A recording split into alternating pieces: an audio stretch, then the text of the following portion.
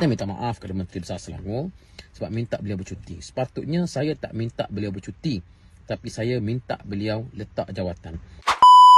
Sekarang ni Kerajaan Selangor sedang bertungkul lumus menangani krisis insiden kebakaran Putra Heights sementara siasatan masih dijalankan. Macam-macam jenis saluran bantuan cuba disampaikan hari demi hari sesuai dengan keperluan mangsa. Menteri Besar Selangor Datuk Seri Amiruddin Shahari sendiri wajahnya kita boleh nampak hampir setiap hari turun padang melawat ke pusat-pusat pemindahan sementara PPS, semua mangsa ditempatkan. Malah dia sendiri akui semua tu memang jauh daripada selesa jika nak dibandingkan dengan kediaman sendiri. Tapi sekurang-kurangnya mereka cuba untuk memastikan semuanya dalam keadaan terkawal sementara waktu ni.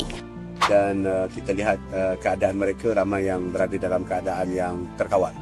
Saya tak cakap selesa lah, sudah pasti jauh misalnya daripada kediaman sendiri.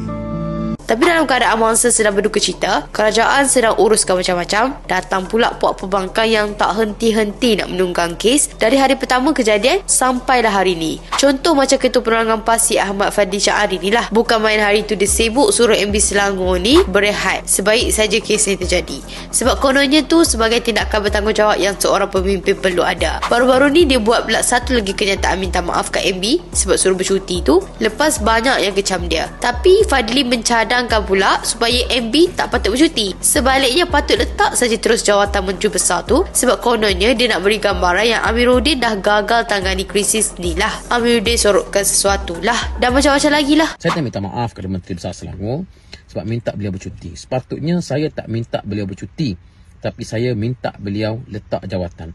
Sebab beliau sudah pun nak main politik dalam isu ini.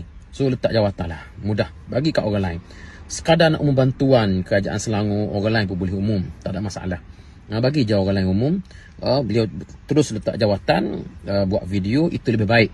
Hai, agak-agaknya Fadli ni lupa kot yang negeri dan tempatnya juga selalu dilanda musibah bencana banjir. Malah Fadli sendiri kata banjir hujung tahun lalu antara sejarah banjir terburuk di negerinya sampai dia pun tak boleh nak kawal dan perlukan bantuan ramai pihak masa tu. Waktu tu jugalah MB Selangor ni hulurkan sumbangan bernilai RM500,000 kat Kelantan untuk baik pulih kemudahan pasca banjir. Malah pada tahun 2022 pun Selangor pernah hulur bantuan banjir bernilai RM1 juta buat Kelantan dan juga Terengganu. Tapi tak sekali pun kita dengar Amiruddin suruh Fadli berehat seketika ke, letak jawatan sebagai MP ke, kan? Itulah bezanya seorang pemimpin yang matang dengan tak matang. Anda sendiri boleh nampak siapa yang tak matang di sini, kan? Benda sama juga jadi kat penyokong-penyokong pembangkang ni. Contohnya macam Saitul Perikatan Nasional yang sudah tidak asing lagi dalam kalangan mereka. Siapa lagi kalau bukan solisitor? Dia petikan bantuan rumah sementara mangsa yang ditawarkan kepada mangsa tu kononnya jauh dari sekolah anak-anak mangsa. Dia tanya kenapa Amiruddin tak offer hotel milik kerajaan negeri di sekitar Shah Alam je, jadi tempat penempatan sementara. Hai, begitulah sifat pembangkang. Terlalu suka mempamerkan kerendahan IQ masing-masing. Yang penting